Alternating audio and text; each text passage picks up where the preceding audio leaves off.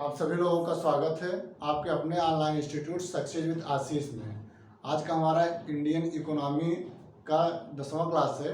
10 class आज पढ़ाने जा रहे हैं और आज की क्लास में हम आप लोगों को बताएंगे कि जो प्राथमिकता वाले क्षेत्र को जो ऋण दिया जाता है वह कितने % दिया जाता है और कौन कौन से क्षेत्र बैंक के प्राथमिकता क्षेत्र के अंतर्गत आते हैं। यानी जो बैंक ऋण प्रदान करते हैं उनमें जो है प्राथमिकता वाले क्षेत्र के अंतर्गत कितने ऋण प्रदान करते हैं, कितना % ऋण प्रदान करते हैं, हम यही देखेंगे। ठीक है, तो इस क्लास में उन सभी जो आरबीआई के अकॉर्डिंग आरबीआई जिसे प्राथमिकता सूची के अंतर्गत इंक्लूड करता है वह कौन कौन से क्षेत्र हैं जिसे जो है आरबीआई जो है प्राथमिकता यानी कि उसको जो है सर्वोपरि मानता है और उसके विकास के लिए यह मानता है कि इसका विकास होना जरूरी है।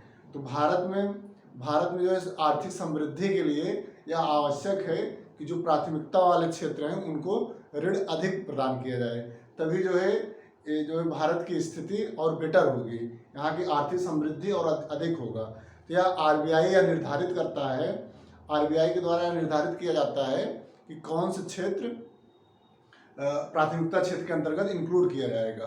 ठीक, तो आज की क्लास में हम यही डिस्कस करेंगे। तो भारतीय अर्थव्यवस्था से संबंधित आज का हमारा 10वां क्लास है और 10वें क्लास में हम डिस्कस करने जा रहे हैं प्राथमिकता वाले क्षेत्रों को दिए जाने वाला ऋण।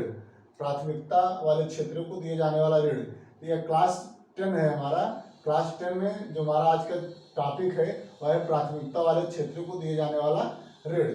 ओके, तो आरबीआई निर्धारित करती है, आरबीआई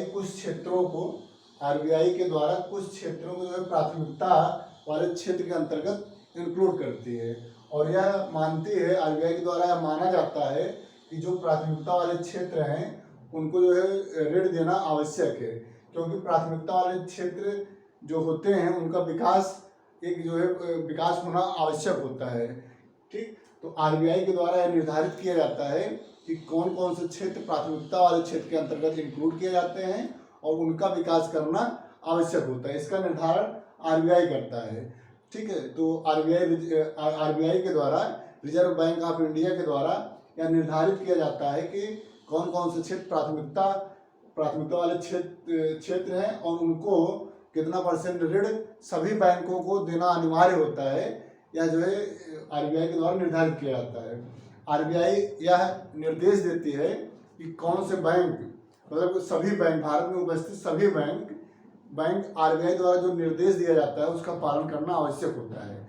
तो आरबीआई सभी बैंकों के लिए अनिवार्य करती है कि वह अपने ऋण का 40% प्राथमिकता वाले क्षेत्र को ऋण प्रदान करे। यह सभी बैंकों के लिए अनिवार्य होता है। और प्राथमिकता वाले क्षेत्र के अंतर्गत जो कृषि एवं संबंधित क्षेत्र होते हैं, यानी कृषि और कृषि से संबंधित क्षेत्र होते हैं, उनको जो है 18% ऋण देना सभी बैंकों के लिए अनिवार्य आरबीआई के द्वारा किया गया है। तो आरबीआई के द्वारा कृषि क्षेत्र में 18% का लोन सभी बैंक देते हैं। ऐसा जो है आरबीआई द्वारा निर्देश दिया गया है सभी बैंकों को।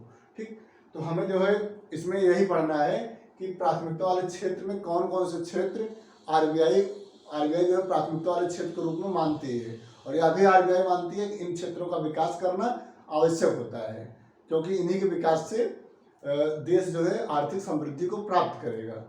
ठीक, तो हमें जो है इसको आप लोग काफी नोट कर लीजिएगा कि प्राथमिकता वाले क्षेत्रों को दिए जाने वाला ऋण, यानी प्राथमिकता वाले क्षेत्र कौन कौन से हैं। तो पहला जो प्राथमिकता वाला क्षेत्र है कृषि एवं संबंधित क्षेत्र। ठीक, तो कृषि एवं संबंधित क्षेत्र या आरबीआई जो है इस क्षेत्र को प्राथमिकता वाले क्षेत्र के अंतर्गत इंक्लूड करती है। दूसरा है बुनियादी निर्माण। जो बुनियादी निर्माण किए जाते हैं, इंफ्रास्ट्रक्चर जो बुनियादी निर्माण किए जाते हैं, उन सभी को जो है प्राथमिकता वाले क्षेत्र के अंतर्गत रखा गया है आरबीआई के द्वारा। शिक्षा क्षेत्र में विकास के लिए भी जो है इसको प्राथमिकता क्षेत्र में रखा गया, क्योंकि किसी भी देश के लिए वहाँ की आर्थिक समृद्धि इस बात पर निर्भर करता है कि वहाँ का शिक्षा कैसा है। यदि किसी भी देश की जो शिक्षा व्यवस्था अच्छी है तो ऑटोमेटिक वह देश जो है विकासशील होता है। ठीक है, तो आर्थिक समृद्धि वहाँ होती है। तो शिक्षा भी एक महत्वपूर्ण क्षेत्र है जिसे जो है आरबीआई प्राथमिकता क्षेत्र के अंतर्गत इंक्लूड करती है।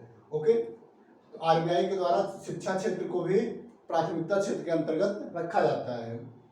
निर्यात, जो भी निर्यात किए जाते हैं उस क्षेत्र में भी विकास करना यह भी जो है आरबीआई की जिम्मेदारी होती है, और आरबीआई के द्वारा इसको भी जो निर्यात क्षेत्र को भी प्राथमिकता के अंतर्गत रखा गया है। ओके, नेक्स्ट है 5वां है समाज का कमजोर वर्ग। जो समाज के कमजोर वर्ग होते हैं, समाज के जो कमजोर वर्ग होते हैं उनको भी प्राथमिकता क्षेत्र के अंतर्गत आरबीआई के द्वारा रखा गया है, और इनके विकास की जो है जिम्मेदारी आरबीआई प्राथमिकता क्षेत्र के अंतर्गत मानती है, और यह भी निर्देशित करती है सभी बैंकों को कि जो है समाज के कमजोर वर्ग को ऋण प्रदान करें। सभी बैंक कमजोर वर्ग को जो है ऋण प्रदान करें, ऐसा जो है दिशा निर्देश आरबीआई के द्वारा जारी किया जाता है। तो समाज के कमजोर वर्ग के अंतर्गत कौन कौन आते हैं? समाज के कमजोर वर्ग के अंतर्गत कौन से जो है वर्ग आते हैं? तो समाज के कमजोर वर्ग में जैसे अनुसूचित जाति, अनुसूचित जनजाति, ये सब जो है समाज के कमजोर वर्ग के अंतर्गत आते हैं, और इनको जो है प्राथमिकता क्षेत्र के अंतर्गत आरबीआई के द्वारा रखा गया है। ओके, नेक्स्ट है 6, सूक्ष्म वित्तीय संस्थानों को दिए जाने वाला ऋण। जो सूक्ष्म वित्तीय संस्थान है उनको जो है प्राथमिकता क्षेत्र के अंतर्गत रखा गया है, और इनको भी जो है विशेष ऋण प्रदान करने का दिशा निर्देश आरबीआई के द्वारा दिया गया है। और जो सूक्ष्म वित्तीय संस्थान का विकास भी इम्पॉर्टेंट होता है, क्योंकि ये सब क्षेत्र जो है कमजोर वर्ग के लोग जो होते हैं सूक्ष्म, उन्हें जो ऋण प्रदान किया जाता है। ठीक है, तो जो सूक्ष्म वित्तीय संस्थान होते हैं या छोटे छोटे लोन प्रदान करते हैं, तो इन क्षेत्रों को भी प्राथमिकता क्षेत्र के अंतर्गत रखा गया है, और आरबीआई द्वारा इन क्षेत्रों को जो है ऋण देना सभी बैंकों के लिए अनिवार्य होता है, क्योंकि जो सूक्ष्म वित्तीय संस्थान है ये भी जो है छोटे छोटे कामों के लिए ऋण प्रदान करते हैं। ओके, नेक्स्ट है सूक्ष्म एवं लघु औद्योगिक इकाइयाँ। जो है छोटे लेवल पे सूक्ष्म एवं लघु औद्योगिक इकाइयाँ होता है, ये जो है इनके पास पूंजी कम होती है, तो जब पूंजी कम होगा तो ये विकास नहीं कर पाएंगे, तो इनके विकास के लिए इनको जो है पूंजी मुहैया कराना आरबीआई की जिम्मेदारी होती है। तो आरबीआई के द्वारा सूक्ष्म एवं लघु औद्योगिक इकाइयों को भी प्राथमिकता क्षेत्र के अंतर्गत इंक्लूड किया गया है।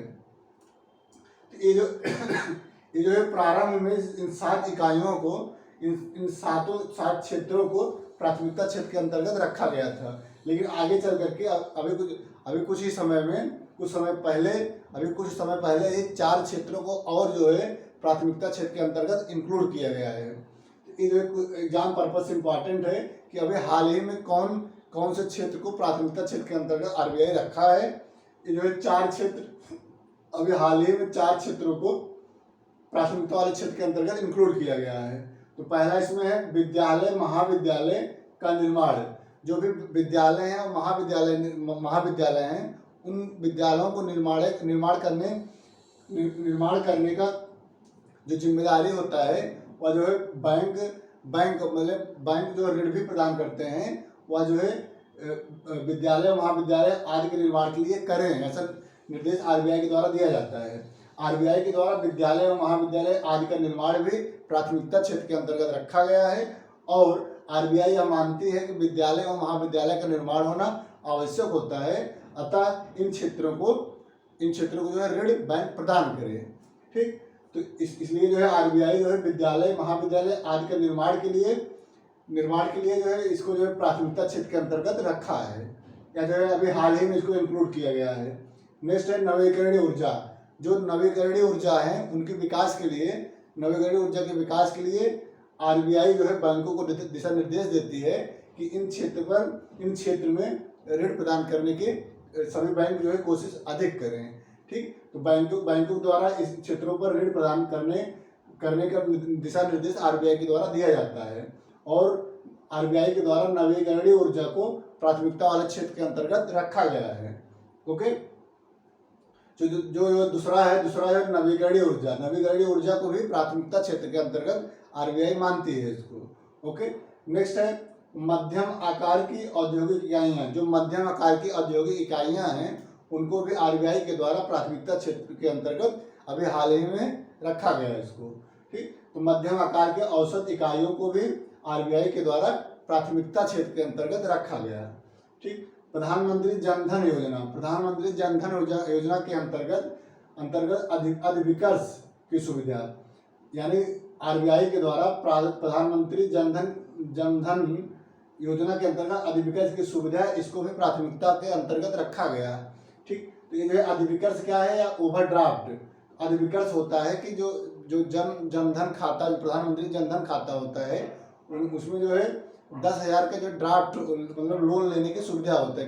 कोई भी व्यक्ति किसी भी समय 10,000 का लोन ओवरड्राफ्ट मतलब बैंक लोन ले सकता है 10,000 का। ऐसा सुविधा प्रधानमंत्री जन धन योजना के अंतर्गत किया गया है। तो यह भी जो है प्रधानमंत्री जन धन योजना के अंतर्गत जो भी व्यक्ति जो लोन लेते हैं 10,000 का ओवरड्राफ्ट, या भी जो है प्राथमिकता क्षेत्र के अंतर्गत आरबीआई के द्वारा रखा गया है। तो जो है ये निम्नलिखित कुछ क्षेत्र थे, ये निम्नलिखित कुछ क्षेत्र हैं जो प्राथमिकता के अंतर्गत आरबीआई के द्वारा रखा गया है। आरबीआई के द्वारा प्राथमिकता क्षेत्र के अंतर्गत क्यों रखा जाता है, आरबीआई क्यों जो है कुछ क्षेत्रों को प्राथमिकता के अंतर्गत रखता है, इसलिए रखता है क्योंकि आरबीआई मानती है कि इन क्षेत्रों में विकास करना अत्यंत आवश्यक होता है और इसमें जो है विकास करना आवश्यक होता है, इसलिए जो है इनको जो प्राथमिकता क्षेत्र के अंतर्गत रखती है। और जब इस क्षेत्र जो प्राथमिकता क्षेत्र के अंतर्गत रखे जाते हैं तो आरबीआई के द्वारा बैंकों को निर्देश दिया जाता है कि इन क्षेत्रों में विकास के लिए सभी बैंक 40% ऋण प्रदान करें। ठीक, तो आरबीआई के द्वारा प्राथमिकता वाले क्षेत्र को जो ऋण प्रदान करने का दिशा निर्देश बैंकों को दिया जाता है, यह जो है विकास के लिए आवश्यक होता है। ठीक, तो बैंकों के द्वारा 40% ऋण प्रदान करना आवश्यक होता है। आरबीआई के द्वारा यह कहा जाता है, आरबीआई द्वारा यह दिशा निर्देश दिया जाता है बैंकों को, क्योंकि बैंक जो है इन क्षेत्रों को जब ऋण प्रदान करेगा तभी जो है इन क्षेत्रों का विकास संभव है। यदि इनको ऋण ही नहीं मिलेगा तो इनका विकास नहीं हो पाएगा। इसलिए इन क्षेत्रों का विकास होना आरबीआई के द्वारा आवश्यक माना जाता है, तभी आरबीआई इन क्षेत्रों को प्राथमिकता वाले क्षेत्र के अंतर्गत रखता है और सभी बैंकों को यह निर्देश देता है कि सभी बैंक इन क्षेत्रों को अपने जो है कुल लोन का 40% लोन प्राथमिकता वाले क्षेत्र के अंतर्गत दें। ओके, तो जो वर्तमान में सभी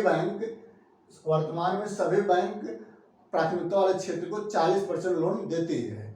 ठीक, इस वक्त जो इम्पॉर्टेंट है, करंट है, इसको पूछा जाता है एग्जाम में कि बैंकों के द्वारा कितना परसेंट लोन ऋण प्राथमिकता सेक्टर को दिया जाता है। तो आप लोगों का आंसर होगा कि 40% बैंकों के द्वारा लोन प्राथमिकता क्षेत्र को दिया जाता है। नेक्स्ट क्वेश्चन पूछा जाता है कि प्राथमिकता क्षेत्र में जो कृषि एवं संबंधित क्षेत्र है इसको कितना % ऋण दिया जाता है। तो 40% में 18% केवल कृषि एवं संबंधित क्षेत्र को लोन देना आवश्यक होता है। कोई भी बैंक हो, सभी बैंकों के लिए अनिवार्य है कि वह अपने कुल लोन का 18% लोन कृषि एवं संबंधित क्षेत्र को प्रदान करे। ऐसा आरबीआई के द्वारा दिशा निर्देश सभी बैंकों को दिया जाता है। ओके, तो कृषि एवं संबंधित क्षेत्र को 18% ऋण के रूप में पैसा प्रदान करना यह सभी बैंकों के लिए जिम्मेदारी होती है। ठीक, तो ये क्वेश्चन आप लोगों से पूछा जाएगा कि कृषि एवं संबंधित क्षेत्र में कितना % लोन बैंक जो है प्रदान कर सकता है। आप लोगों का आंसर होगा कि 18% लोन सभी बैंकों के लिए अनिवार्य है कृषि क्षेत्र में प्रदान करने के लिए।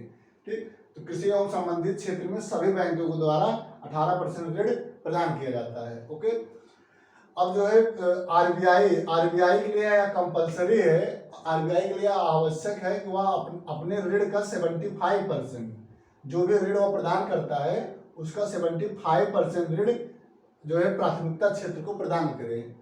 यह जो है आरआरबी मतलब क्षेत्रीय ग्रामीण बैंक।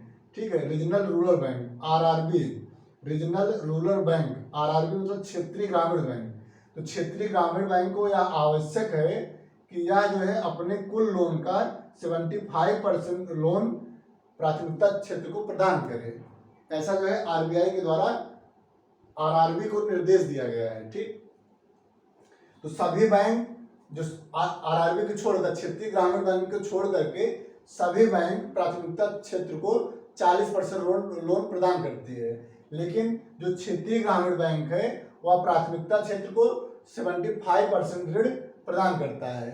ओके, तो ये जो है आज की क्लास में हम आप लोगों को बताए कि आरबीआई किन क्षेत्रों को प्राथमिकता क्षेत्र के अंतर्गत रखती है और उन प्राथमिकता क्षेत्र को कितना % लोन प्रदान करने के लिए आरबीआई बैंकों को दिशा निर्देश देती है।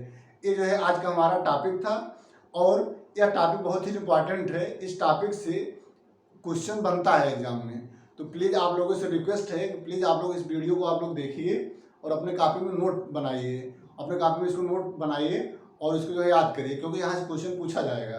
तो आज ये क्लास इंपॉर्टेंट था और ये जो एग्जाम के दृष्टिकोण से इम्पॉर्टेंट है। ठीक, तो आज की क्लास को आप लोग इसको जो वीडियो को आप लोग देखिए और वीडियो देख करके अपनी कॉपी में नोट्स बनाइए। ओके, तो आज की क्लास में इतना ही। अब हम अगले क्लास में एक नया जो है टॉपिक हम आप लोगों से डिस्कस करेंगे, भारतीय अर्थव्यवस्था, इंडियन इकोनॉमी से संबंधित अगला हमारा क्लास जो होगा एक नए टॉपिक के साथ हम आप लोगों को डिस्कस करेंगे और आप लोगों को बताएंगे जो एग्जाम की दृष्टि से इम्पॉर्टेंट होगा। ठीक, तो आज की क्लास में इतना ही। अगले क्लास में हम एक नया चैप्टर, एक नया टॉपिक हम आप लोगों को पढ़ाएंगे। आज के लिए इतना ही। बहुत बहुत धन्यवाद। Thank you so much.